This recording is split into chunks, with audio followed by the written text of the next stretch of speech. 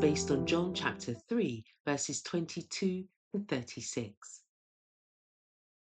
For a time, the Baptist influence over the nation had been greater than that of its rulers, priests, or princes. If he had announced himself as the Messiah and had raised a revolt against Rome, priests and people would have flocked to his standard. Every consideration that appealed to the ambition of the world's conquerors, Satan had stood ready to urge upon John the Baptist. But with the evidence before him of his power, he had steadfastly refused the splendid bribe. The attention which was fixed upon him he had directed to another. Now he saw the tide of popularity turning away from himself to the Saviour. Day by day, the crowds about him lessened. When Jesus came from Jerusalem to the region about Jordan, the people flocked to hear him. The number of his disciples increased daily. Many came for baptism, and while Christ himself did not baptize, he sanctioned the administration of the ordinance by his disciples. Thus he set his seal upon the mission of his forerunner.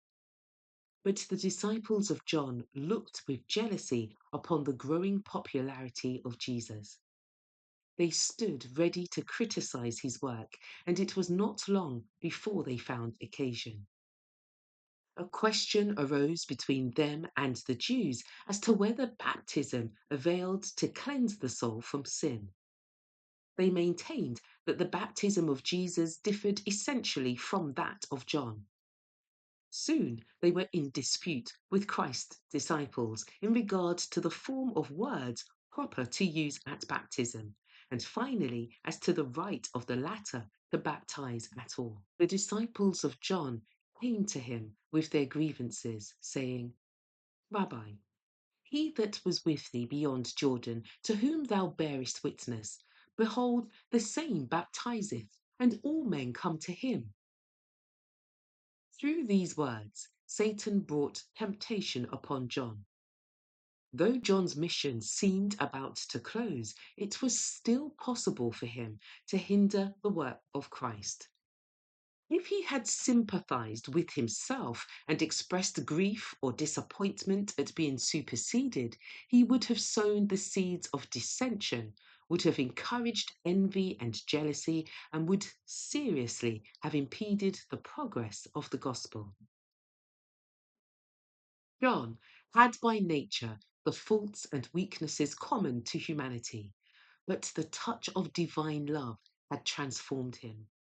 He dwelt in an atmosphere uncontaminated with selfishness and ambition, and far above the miasma of jealousy. He manifested no sympathy with the dissatisfaction of the disciples, but showed how clearly he understood his relation to the Messiah, and how gladly he welcomed the one for whom he had prepared the way.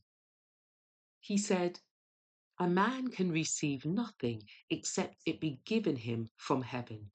Ye yourselves bear me witness that I said, I am not the Christ, but I am sent before him. He that hath the bride is the bridegroom. But the friend of the bridegroom, which standeth and heareth him, rejoiceth greatly because of the bridegroom's voice.